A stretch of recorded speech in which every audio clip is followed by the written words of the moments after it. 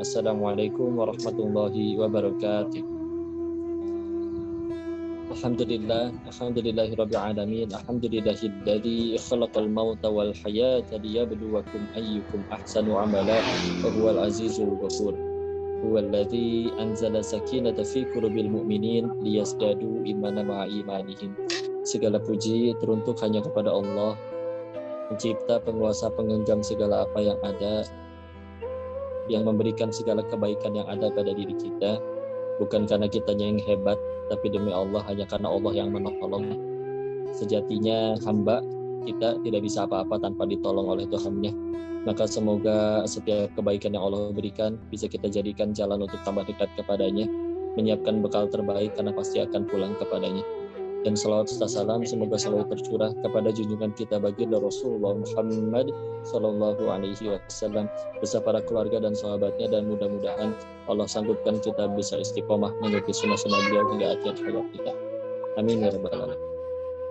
Baik teman-teman dan mati Allah, insya Allah kita lanjutkan pembahasan kitab ini. Sebelumnya terima kasih dulu kepada pihak Dompet Al-Quran dan Mu'alaf Center Indonesia, insya Allah. Semoga ini juga menjadi pahala jariah bagi guru kita, Dr. Stefan Indra Wibowo, rahimahullah, semoga Allah merahmati beliau. Dan sebelum itu, mari kita sempurnakan adab kita terhadap kitab ini kepada Syekh Ibnu Taimiyah As-Sakandari, insyaallah. Bismillahirrahmanirrahim. Alhamdulillahirabbil alamin. Allahumma shalli ala sayyidina Muhammad wa ala sayyidina Muhammad. Allahumma ighfir lil musannif Syekh Ibnu Taimiyah As-Sakandari rahimahullah wa liwalidina wa limasyayikhina. Allahumma ighfir lahum warhamhum wa afihim wa afu anhum. Al-Fatihah. A'udzu billahi minasyaitonir rajim. Bismillahirrahmanirrahim. Alhamdulillahirabbil alamin arrahmanir rahim maliki yaumiddin. Iyyaka na'budu wa iyyaka nasta'in. Ihdinas siratal mustaqim. Siratal ladzina an'amta 'alaihim ghairil maghdubi 'alaihim waladdallin. Bismillahirrahmanirrahim. Ya, izin saya bacakan dulu ya. Qala musannif fi kitabil hikam, kaifa yashruqu qalbun suwaru al-akwani untabi'atun fi mir'atihi am akfa yarhalu ila Allah wa huwa mukabbalun bi syahawatihi am kaifa yatma'u an yadkhula hadratallahi wa huwa lam yatatahhar min janabah ghafalatihi am kaifa yarju an yafhama daqa'iqa al-asrari wa huwa lam yatub min hafawatihi. Artinya, bagaimana akan dapat terang hati seseorang yang gambar dunia ini terlukis dalam cermin hatinya, atau bagaimana akan pergi menuju kepada Allah padahal ia masih terikat terbelenggu oleh syahwat hawa nafsunya, atau bagaimana akan dapat masuk ke hadirat Allah padahal ia belum bersih suci dari kelalaiannya, yang di sini diumpamakan dengan janabatnya, atau bagaimana mengharap akan mengerti rahasia yang halus, yang dalam, padahal ia belum tobat dari kekeliruan. Bismillah. Syekh Ibnu Taimiyah As-Sakandari di hikmah nomor 13 ini menjelaskan bagaimana bisa orang ingin mengejar Allah, mendapat tenang dengan mengingat Allah, menjadi hamba-hamba pilihan Allah, menjadi kekasih Allah. Kalau apa? Kalau misalkan dunia ini masih terlukis dengan amat sangat jelas di hatinya. Dalam artian dunia itu masih benar-benar mendominasi hatinya. Orang bilang ada yang kayak gini, kok saya mah sholat kok, dan Allah adalah Tuhanku, Masya Allah. Dan ketika itu orang berkata, aku sudah la ilaha illallah, tiada Tuhan selain Allah. Disebutnya, diterjemahkannya sesederhana itu. Padahal arti ilah yang sebenarnya adalah segala sesuatu apapun yang mendominasi hati, sesembahan, ya. Sehingga misalkan contoh, sholat betul, tapi ketika ketinggalan sholat gak nangis, ketika kehilangan jabatan dia nangis, maka berarti apa? Ilah di hatinya masih belum Allah, tapi jabatannya. Atau misalkan, iya sholat betul, iya dia dakwah betul, tapi ketika followernya berkurang, yang komennya gak positif, dia hapus lagi, dia merasa jadi malas dakwah lagi, maka ya ilahnya berarti masih belum. Maka ini kita bicara ilah itu sesuatu yang benar-benar mendominasi hati kita. Dan punten ya, hati kita segitu-gitunya Sedangkan Allah adalah zat yang maha besar. Terus kita campurin di tempat yang sempit itu, hati kita itu, ada harta kita, jabatan kita, rumah kita, uang kita, pasangan kita, semuanya. Terus ada Allah juga disatuin di situ. Gimana bisa akhirnya bisa ngerasa lega? Karena di tempat yang sesempit hati kita masukin segala macam hal. Sempit kan gak enak jadi sempit-sempitan. Kan Masya Allah.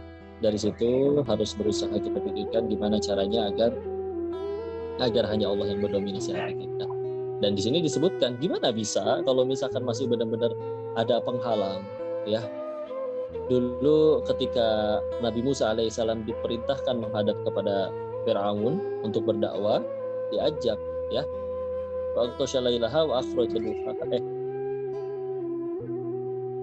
disebutkan di situ di ayat Quran surat An-Nazi'at dari ayat 18, 19 dan 20, jika kau ingin benar-benar untuk supaya bisa mengenal Rabbmu, maka bersihkan dulu hati. Bahkan kita lihat ya, doa-doa nabi-nabi terdahulu, orang-orang saleh terdahulu, mereka sebelum akhirnya memohonkan doa-doanya, banyak yang memohonkan ampun dulu kepada Allah. Nabi Adam alaihissalam di Quran surat ke-7 Al-A'raf ayat 23 enggak berkata, ya Allah, aku kan korban, engkau tahu aku udah nurut, tapi aku digoda oleh iblis sehingga akhirnya aku tergoda. Maka kenapa aku juga ikut dihukum? Enggak ngomong kayak gitu. Beliau dengan jelas berkata, Rabbana adzalamna anfusana wa illam taghfir lana wa tarhamna lanakunanna minal khasirin. Ya Allah, sungguh aku zolim sama diriku sendiri. Enggak mau nyalahin siapa-siapa. Udah saya aja yang zolim. Makin nunduk ke hadapan Allah, makin Allah tinggikan. Ya, tidak perlu jalanin siapa-siapa. Dan ini salah satu sifat sekali lagi yang harus kita buang. Ada orang yang setiap kali ada masalah di kantornya, di sekolahnya, dimanapun, yang pertama kali dia lakukan adalah nyari dulu siapa yang salah. Ini salah siapa sih? Begitu udah dapet langsung, tuh kan udah gue bilangin, tuh kannya itu, Masya Allah, yang jadi masalah. Padahal setelah akhirnya ada yang disalahin, dia nambah soleh enggak, nambah banyak sujudnya enggak, nambah banyak amal solehnya enggak membangun. Ya, kita lihat orang-orang soleh terdahulu, gak peduli siapa yang salah, ngaku, ya Allah saya yang zolim, udah gitu aja. Ya, jadi setiap kali ada masalah yang dia pikirin adalah gimana caranya aku bisa tambah dekat kepada Allah gara-gara masalah. Iya saya korban dan dia yang berbuat salah. Terus gimana? Balas dendam dan segala macam. Enggak, tenang aja, ada Allah yang maha adil. Dia berbuat zolim, ada balasannya di sisi Allah. Kita yang jadi korban, dosa berguguran. Dan kalau misalkan nanti di hari akhir juga kita nggak ditanya kelakuan dia, kita ditanya kelakuan masing-masing dari Allah semuanya. Ya, dari situ yuk syarat kalau kita akhirnya kalau mau hijrah, taubat dan segala macam, yuk kita tambah dulu, kita bersihkan dulu diri kita di sisi Allah. Ingat ya, bahkan salah satu syarat untuk taubat agar mau diterima oleh Allah itu kita mesti ngaku dulu. Ngaku, ya Allah, ini saya yang dosa, saya yang zolim, udah gitu aja. Nggak sibuk nyari siapa yang salah dan yang lain-lain. Nggak, udah saya yang zalim. Ya, sibuk mencari mana yang bisa saya perbaiki di sisi Allah. Ya, dan juga kalau memang masih ada, soalnya terhalang kita sendiri kalau ada orang buat salah sama kita sebetulnya hanya pengen dia, iya saya salah, minta maaf, udah gitu aja kan. Sehingga kadang mau dia akhirnya ngebaik-baikin kita dan segala macam, enggak, kita perlu ucapan, iya saya salah. Ya, itu aja manusia, ya. Ini kita yang segitu banyak hutang salahnya kepada Allah, terus kita nggak mau ngaku salah, ya, ini jadi pertanyaan. Ya, maka kita mulai dari bersihkan diri dulu, bersihkan kesalahan kita dulu, bersihkan apa yang benar-benar masih salah di diri kita, karena itu menghalangi. Ya Allah, yuk mulai jaga hati kita ini tetap bersih. Bagi teman-teman terutama yang udah hijrah, udah tobat ceritanya, udah berusaha mendekat kepada Allah, bahkan sudah Allah titipkan ilmu, udah mulai ngaji cukup lama sehingga akhirnya sekarang kalau ditanya apa-apa tuh udah mulai tahu, oh ini hukumnya ini, oh kenapa tidak boleh karena begini, oh ini soalnya pada hadisnya bunyinya begini, oh soalnya ini ada di Al-Quran perintahnya begini, surat ini ayat segini, udah mulai. Terus misalkan pernah mengalami bahwa lagi pengen jalan ke masjid, ngelihat ada orang yang baru pulang malam-malam, sibuk nyari duit, gak pernah kelihatan di masjid, yang lain-lain. Jangan pernah sekali-kali kita mikir bahwa ya Allah, tuh orang nyari duit mulu, kapan mendekat kepada Allahnya. Sehingga akhirnya secara tidak sadar ngerasa bahwa diri ini udah lebih suci karena ibadah kita lebih banyak daripada dia. Gak boleh teman-teman. Ya, kita nggak tahu ibadah dia di malam hari. Kita nggak tahu bagaimana tobatnya dia di malam hari. Dan juga dia walaupun kelihatannya cuma kerja nyari duit, gak pernah ngelihat dia di masjid sholat, kita nggak tahu gimana mungkin dia jaga sholatnya ketika lagi sambil jualan hujan-hujanan dipikir, nggak ada yang tahu, insya Allah ya. Dan kalau Allah mau, bisa dia yang dibikin hidupnya bisa taat ibadah, kita yang dibikin kesulitan ya. Maka jangan sekali-kali kita ngerasa diri kita udah lebih baik, lebih benar. Enggak lah, enggak. Bahkan kalau kita ngelihat orang itu maksiat di depan mata kita, tapi kalau ternyata malamnya dia tobat di sisi Allah, terus Allah terima, kita nggak pernah tahu, teman-teman, insya Allah. Kalau misalkan dia ternyata tobat dan menurut turunnya air mata tobat nasuha seorang pendosa, itu jauh lebih mulia daripada sombongnya ahli ilmu dan ahli ibadah. Enggak sama sekali. Oh, aku memang lebih sering ke masjid, dia mah jarang ke masjid, tiap hari nyari duit dan segala macam. Kamu akhirnya bisa dapat kerjaan yang lebih enak waktunya sehingga kita bisa ke masjid, bisa ke kajian setiap pekan. Siapa yang ngasih? Allah. Oh, aku mah bisa ke masjid. Kamu bisa ke masjid karena kerjaanmu lebih enak. Kerjaanmu lebih enak kenapa? Karena aku udah kuliah nyampe S1, nyampe S2. Yang bisa memampukan kamu sampai bisa dapat ilmu, biaya untuk kuliah S1, S2 siapa? Allah juga. Kalau Allah mau, bisa orang yang dibikin punya duit, kamu nggak punya duit sampai boro-boro bisa sekolah. Ketika akhirnya orang nggak tahu salah beramal, dia nggak tahu apa kalau itu nggak boleh dalam agama, nggak pernah baca hadisnya kali. Kita yang pernah baca hadisnya tahu ilmunya. Apa karena kitanya pinter? Enggak, Allah aja yang nitipin ilmunya. Allah kasih kita waktu luang, Allah kasih kita kesehatan, Allah kasih kita kerjaan yang punya banyak waktu lowong. Akhirnya kita bisa baca kitab, bisa tahu bahwa itu nggak boleh, bisa pernah nemu hadis bahwa itu ternyata ada hukumnya dan segala macam. Allah yang nolong, enggak sama sekali kita yang jago, enggak.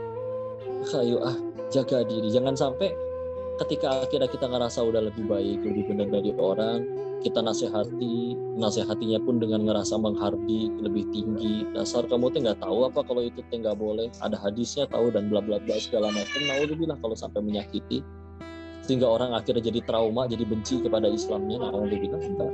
Ya, kita akhirnya bisa tahu Allah yang menolong. Ya, kalau ada yang pernah ngalamin misalkan di keluarga, saya mah capek mendakwahi orang tua, mendakwahi adik-adik, mendakwahi kakak, misalkan ada yang belum berkerudung, ada yang belum sholat, ada yang macam-macam. Kita sendiri yang udah sholat, udah kita ngasih tahu tapi nggak pernah digubris. Sama lah, bukan kitanya yang jago, Allah yang tolong. Kalau Allah mau, bisa semua anggota keluarga kita dibikin soleh, semuanya. Kita yang maksiat sendirian.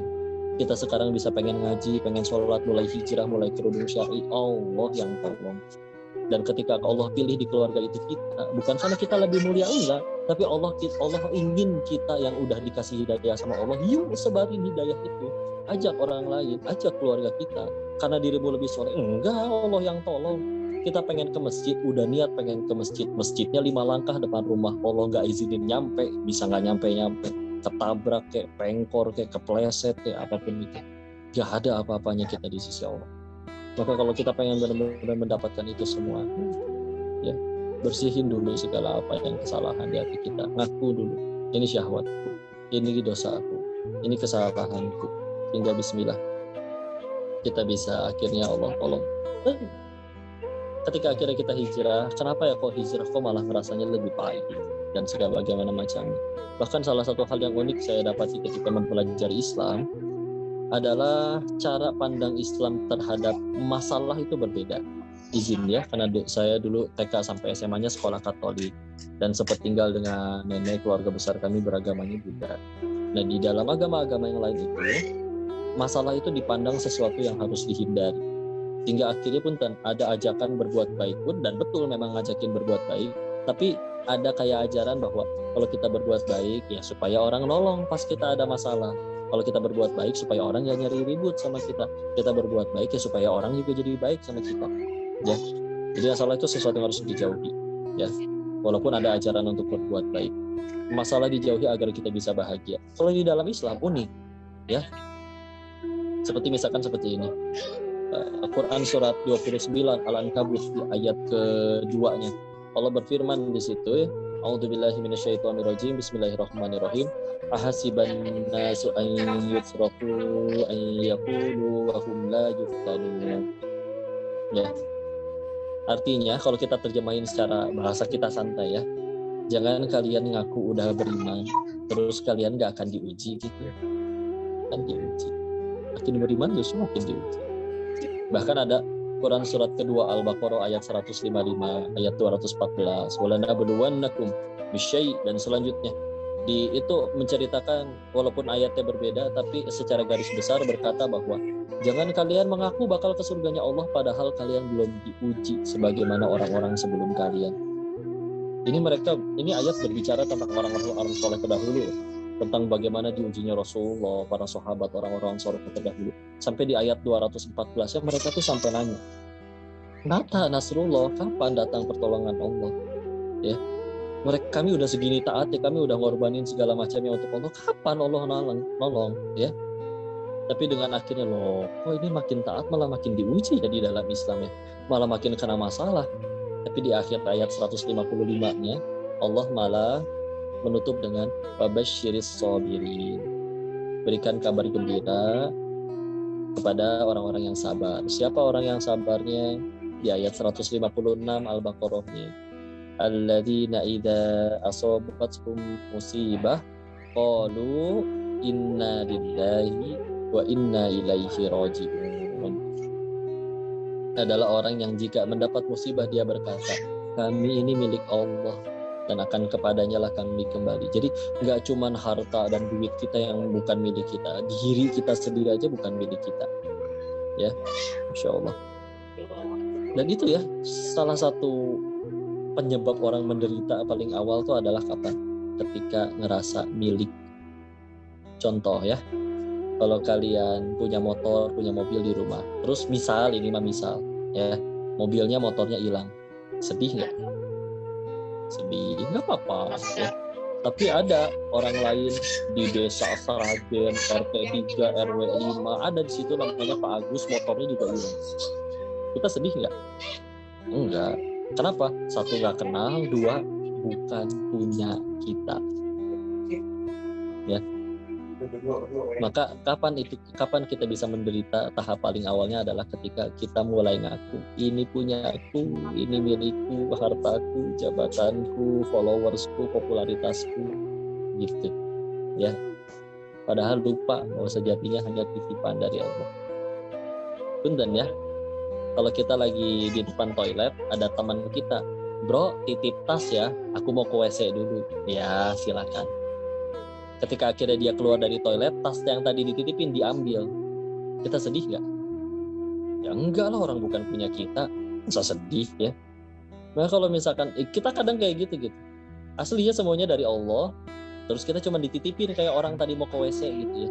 Tapi kita ngerasa, masa orang pas keluar dari WC pengen ambil tasnya? Enggak boleh, ini udah punya aku suka banget sama tas ini. Lah tadi mah nitip, dia cuma pengen ke WC sebentar. Masa kita sedih? Kan nggak mungkin. Atau misalkan kita ngelihat tukang parkir di depan swalayan lagi nangis guling-guling gitu. Pasti tanya, Pak kenapa nangis? Iya, tadi mobilnya banyak, sekarang diambil-ambilin sama orang. Kan emang bukan punya bapak, Pak. Emang itu mah titipan. Nggak pernah itu ilmu tukang parkir tuh, Masya Allah. Benar-benar ngerasa semuanya punya orang, bukan punya kita. Maka ketika akhirnya hijrah nih benar, tobat benar, tapi kok malah tambah sakit ya, kok tambah perih. Bismillah, Allah ingin membersihkan kita semua dari itu. Karena memang kebahagiaan yang didapat dari punya itu semua, harta, jabatan, dan segala macam, itu memang gak langgeng. Ada orang baru beli handphone baru ya, di tokonya masih senang, dia keluar mall udah bisa langsung menderita lagi karena ngelihat iklan. Hari ini rilis handphone baru, harga lebih murah, spesifikasi lebih tinggi. Tahu gitu nggak beli yang ini, mana ngutangnya masih nyicilnya 2 tahun lagi pula. Ya Allah, Masya Allah. Gitu kalau bahagia dari punya barang ya. Kalau emang bahagia dari pasangan tampan cantik rupawan ya, pasangan song dan song juga sampai cerai ya. Kalau emang bahagia dari harta jabatan, yang udah punya harta dan jabatan masih korupsi juga ya, ya udahlah tuh bukan punya kita. Dan cara bahagia yang paling murni adalah dengan ya tadi, menjadikan Allah nomor 1 di hati. Ya itulah Islam, berserah kan, dari kata aslama yuslimu ya. menyerah, benar-benar menyerah, benar-benar udah lillahi ta'ala kepada Allah. Di saat itu manusia bisa benar-benar bahagia seutuhnya. Ya. Nah, gimana untuk bisa benar-benar lepas dari semua hal yang udah kepalang nempel waktu kita belum dekat kepada Allah. Udah kepalang cinta sama harta kita, kepalang cinta dengan jabatan kita. Mau nggak mau, ibarat perangko yang udah nempel sama kertas, dicabut sobek kan. Semua hal yang udah terlalu menempel di hati kita, dicabut sobek, luka. Walaupun benda itu amat sangat berguna. Contoh, kalau kita kajian suka ada mikrofonnya ya. Bayangin kalau mikrofon yang berguna itu, kalau nggak ada alat itu nggak akan kedengeran ke belakang ya. Tapi kalau benda mikrofon itu nempel sama tangan saya, repot gitu. Mau cuci tangan susah, mau mandi susah, mau salaman susah, mau cebok susah, coba ya. Kalau bendanya nempel, padahal benda itu bermanfaat. Maka kalau ada suatu hal yang benar-benar kita tempelin benar-benar di hati kita, siap-siap untuk luka ya. Sejatinya mah nggak punya apa-apa, dan kita lahir nggak bawa apa-apa, sepasang baju pun juga enggak. Gitu ya, telanjang ya. Masa pulang-pulang bawa dosa? Masih ada dosa, tapi masya Allah kabar baiknya Allah ampuni ya. Kita nggak sebegitu durhakanya kan, kita tidak sebegitu pengkhianatnya kan ke hadapan Allah ya, insya Allah.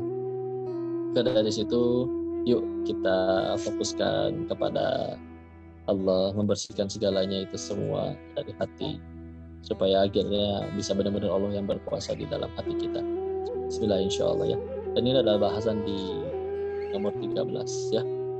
Sehingga balik lagi dari ayat-ayat yang tadi dibacakan, akhirnya kita bisa benar-benar lepas berbuat baik murni hanya kepada Allah saja, bukan karena yang lain ya. Nolongin orang karena Allah suka, udah gitu aja ya. Kita pernah bahas ya, di dalam Islam kalau misalkan ada orang tua begitu melahirkan, bayinya yang masih merah itu langsung dibuang ke tempat sampah ya. Terus udah dibuang. 30 tahun kemudian, qadarullah, si bayi tersebut Allah jadikan konglomerat orang kaya. Terus orang tua yang dulu ngebuang si anak itu ke tempat sampah datang. Nah, ini kami orang tuamu, minta duit dong. Coba, nggak pakai babi, ibu datang langsung minta duit karena anaknya jadi orang kaya. Menurut Islam, kasih atau jangan? Kasih ya. Maka ketika kita bicara seperti itu, loh kok ini kan orang ini udah ngebuang aku ke tempat sampah dan yang lain-lain. Nah, kita berbuat baik kepada orang tua karena perintah Allah, karena Allah suka, bukan supaya dia sayang sama kita dan lain-lain. Bismillah. Tapi kan dia jahat kok, ya dia meninggal ada tanggung jawabnya di sisi Allah kalau tidak ditobati. Ya, kita meninggal nggak ditanya kelakuan orang, ditanya kelakuan masing-masing. Berbuat baik juga akhirnya karena Allah suka, udah gitu aja, bukan karena macam-macam. Ya, maka dari situ bismillah, ketika kita ingin kembali kepada Allah, bersihkan dulu itu semuanya ya. Dan kadang ditolong sama Allah, kita nggak sanggup nih untuk ninggalin teman-teman kita waktu dulu sebelum hijrah. Maka gimana caranya? Kadang Allah tolong dengan dibikin teman-teman kita yang dulu itu jadi bete sama kita, malas main sama kita ya. Jadi dia mau udah nggak asik kan ngaji mulu, udah jangan diajakin kumpul. Mungkin hati kita akan sedih, tapi sejatinya punten ya, dari sudut pandang akhiratnya seolah-olah kayak yang ngajakin ke nerakanya dijauhin dulu, dibikin jadi mereka nggak mau ngajak-ngajak lagi ya. Dan bukan berarti kita juga musuhin, jaga jarak aja hingga suatu saat kita sudah bismillah siap tambah dekat kepada Allah, kita bisa kembali kepada mereka, ngajakin dulu teman-teman, dakwah kepada mereka, jadi kebaikan buat mereka ya, nggak masalah, tenang aja ya. Kita lanjutkan itu dengan insya Allah, kita dikit sambil baca kitab nih, insya Allah. Alhamdulillah. Selanjutnya di situ disebutkan juga ada ayat Al-Quran ya, wattaqullah wa yu'allimukumullah. Nah, ini potongan dari Quran surat kedua Al-Baqarah. Ini ayat yang terpanjang di dalam Al-Quran ya, satu halaman satu ayat, yaitu Al-Baqarah ayat 282. Sebetulnya ini tentang hutang piutang ya, tapi ditutup oleh Allah dengan bacaan, dengan firman-Nya, wattaqullah wa yu'allimukumullah. Apa artinya? Bertakwalah kepada Allah, nanti Allah yang akan mengajarkan kepada kamu. Sehingga bismillah nih, oke, aku telat hijrahnya, aku telat belajar Islamnya, dan ilmu begitu besar, begitu banyak, gimana caranya supaya aku bisa sanggup? Yuk, tingkatin takwa kepada Allah, nanti Allah yang ngajarin kamu. Mulai dari mana? Oke, mulai 5 waktu dulu. Kok 5 waktu udah nggak pernah bolong nih, gimana? Ya udah mulai duha. Kok duha 6 bulan terakhir udah nggak pernah bolong nih, ya udah mulai tahajud. Kok sekarang benar-benar udah hijab syar'i, nggak pernah buka aurat lagi, Insya Allah selain di rumah sendiri di hadapan orang tua, keluar udah selalu syar'i. Ya udah terus mulai puasa Senin Kamis, pokoknya terus tingkati takwa, nanti Allah yang ngajarin kamu.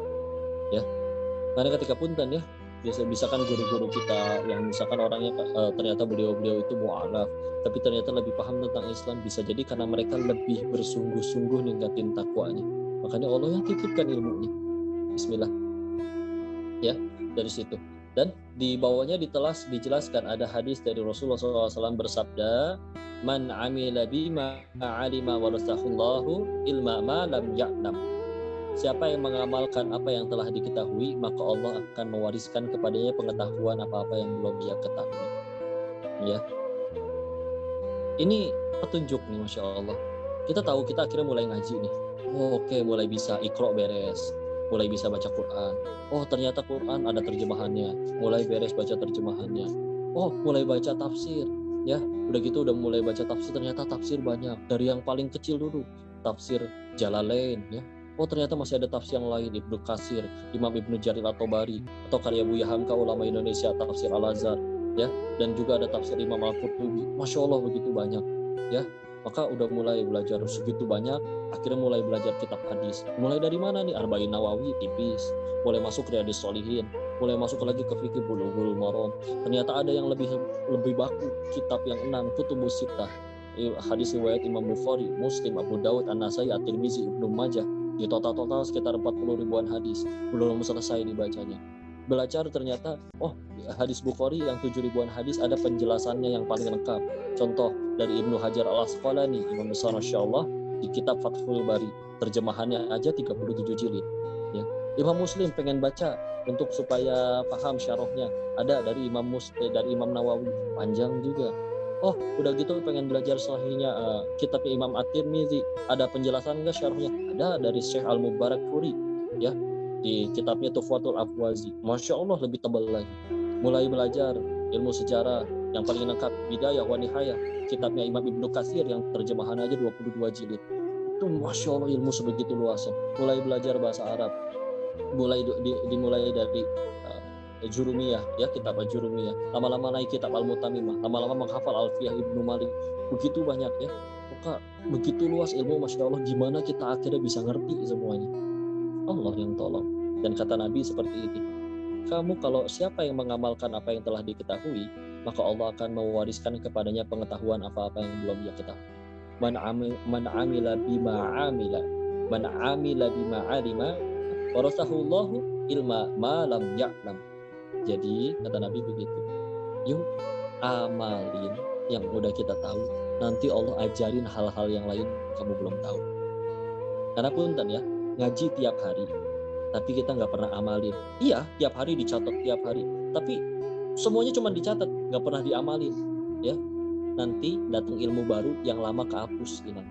Gimana caranya supaya akhirnya nggak pengen hilang? Setelah tahu, amalin, tahu, amalin, tahu, amalin. Kalau sudah itu yang kita lakukan, nanti ilmu-ilmu baru akan bisa masuk ke kepala tanpa menghapuskan ilmu-ilmu yang dulu udah dipelajari. Amalin ya. Kita mah kadang punten ya, bukan bicara ngamalin aja. Kita kadang ngaji juga nggak selesai ya. Terjemah, jangankan bicara baca tafsir sampai selesai. Kadang bisa jadi ada umat muslim yang sampai hari ini belum pernah baca minimal terjemahan Al-Fatihah sampai Anas. Apalagi tafsir. Ya. Mulai ngaji kitab hadis Arba'in Nawawi aja sampai sekarang nggak beres-beres, cuma 42 hadis. Oke, mulai masuk kitab Riyadhus Shalihin, ternyata baru bab 1 doang, udah ganti kitab yang lain. Nggak pernah khatam kita itu belajar. Mulai belajar Jurumiyah, nyampe baru bahas masalah jumlah ismiyah, jumlah fi'liyah, udah belum dilanjut lagi, nggak khatam, udah lanjut kitab lain lagi. Ya, yuk lah, minimal khatami. Baca sirah, ya udah tahu, usah sekali ikut kajian sirah, dan gitu baca kitabnya cuman baru beberapa bab, dipilih-pilih. Enggak, yuk biar sempurna, salah satu adabnya adalah yuk kita khatamin. Bismillah. Sehingga akhirnya ya Allah mau tadi sebagaimana sabda Nabi, yuk kalau kamu udah mulai tahu, amalin, biar ketika mulai ngaji lagi ilmu barunya tidak menghapuskan ilmu yang lama. Ya, bismillah. Sambil tadi ketika mulai mendekat kepada Allah, bismillah, ya, agar supaya Allah bisa benar-benar tetap di hati bercokol sebagai yang nomor satu. Kitanya bersih-bersih dulu. Kita nggak sanggup bersih-bersih hati, Allah yang tolong. Dibikin teman-teman yang dulu maksiat bareng nggak jadi males main sama kita.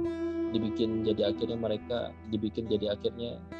harta-harta yang begitu mendominasi hati, dibikin kita ditipu dan yang lain-lain. Gak masalah, tenang aja. Balasan yang akhirnya Allah akan kasih di sisi Allah lebih besar. Sehingga ini juga harus menjawab ya, karena kadang masih ditanyakan, oh kenapa ya ada orang maksiat terus kok tetap tambah kaya, kita yang udah nurut, sholat, jongkeng, tapi tetap malah hidupnya sulit, berat, Masya Allah.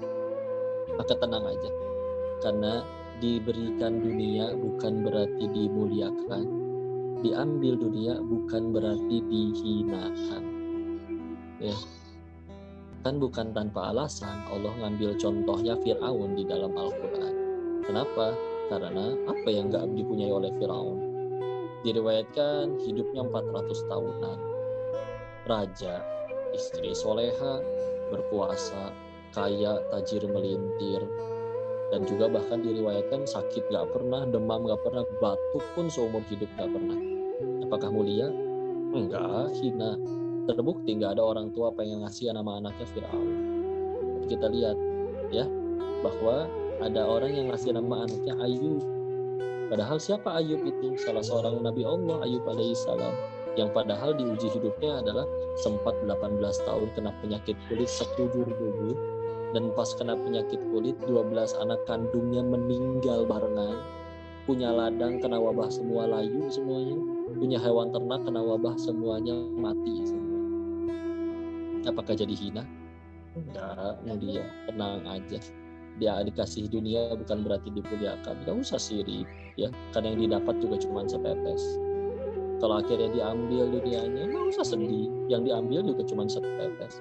Kita tahu kan Nabi ketika menjelaskan dunia itu seperti apa, beliau seolah mencelupkan kelingkingnya ke dalam lautan, samudra.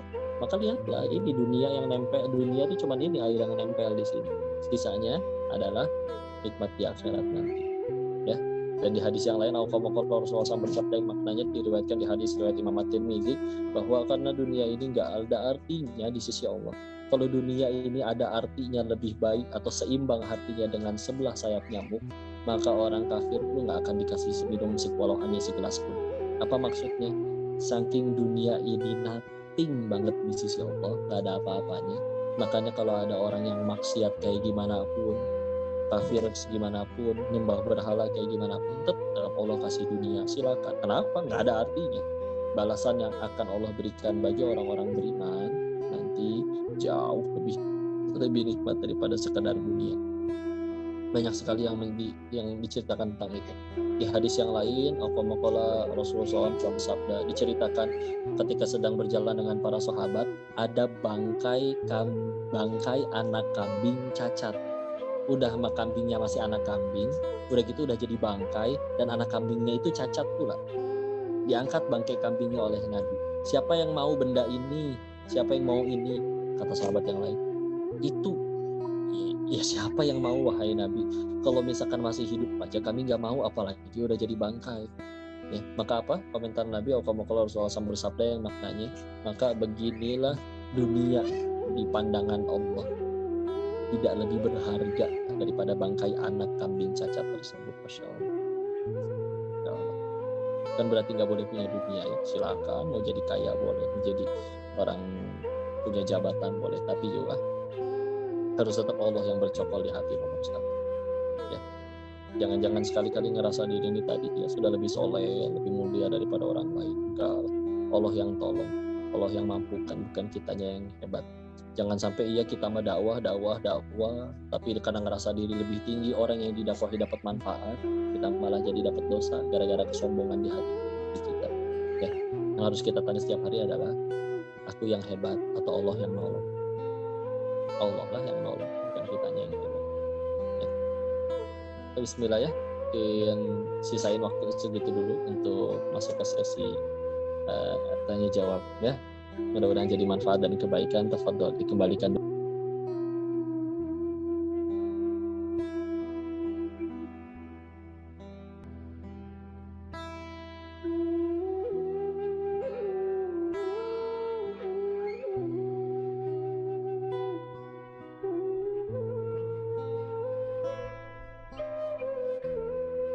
Allahumma ighfir lana wa liwalidayya warhamhuma kama rabbayana shighara. Ya muqallibal qulub tsabbit qulubana ala dinik. Allahumma a'inna ala dzikrika wa syukrika wa husni ibadatik. Ya Allah, berkahi majelis ini ya Allah. Ajarkan ilmu yang bermanfaat saja kepada kami ya Allah. Jadikan sisa usia kami sisa usia yang hanya mengejar ridho-Mu saja ya Allah.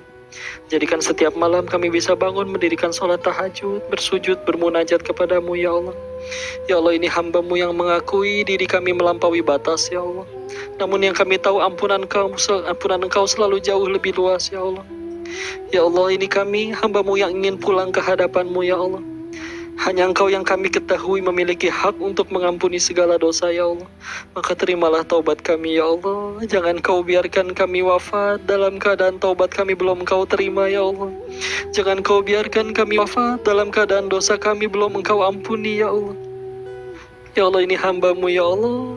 Bimbing kami ya Allah, istiqomahkan kami, pertemukan kami dengan orang-orang, teman-teman, sahabat, guru-guru yang membuat kami semakin dekat dengan keridhaan-Mu ya Allah. Ya Allah, jauhkan kami dari segala hal yang membuat kami lalai dari mengingat-Mu ya Allah. Ya Allah, hilangkan penyakit hati, kemunafikan, kedengkian, ujub dalam diri kami ya Allah. Jadikan kami hamba-Mu yang ikhlas beribadah hanya kepadamu ya Allah. Anugerahkan kepada kami pasangan yang solih-solihah. Anugerahkan kepada kami keturunan yang solih-solihah, yang hafiz-hafizah. Rabbi habli minas solihin, Rabbi habli minas solihin, Rabbi habli minas solihin, Rabbi habli miladunka dzurriyyatan thayyibatan innaka sami'ud du'a. Rabbi la tazarni fardan wa anta khairul warithin. Rabbi ij'alni muqima sholati wa min dzurriyyati rabbana wa taqabbal du'a. Berkahi dan muliakan kedua orang tua kami ya Allah. Izinkan kami bisa menjadi pahala jariah bagi mereka ya Allah. Terimalah amal soleh kedua orang tua kami dan amal soleh kami yang ala kadarnya ya Allah. Izinkan kami bisa berkumpul dengan orang-orang yang kami cintai di dalam surga-Mu kelak ya Allah. Allahumma inna nas'aluka ridhaka wal jannah wa na'udzubika min sakhatika wan nar. Allahumma inna nas'aluka husnul khatimah wa na'udzubika min su'il khatimah. Rabbana atina fid dunya hasanah wa fil akhirati hasanatan wa qina adzaban nar wa adkhilnal jannata ma'al abrar ya aziz ya ghaffar ya karim ya rabbal alamin. Subhana rabbika rabbil izzati amma yasifun.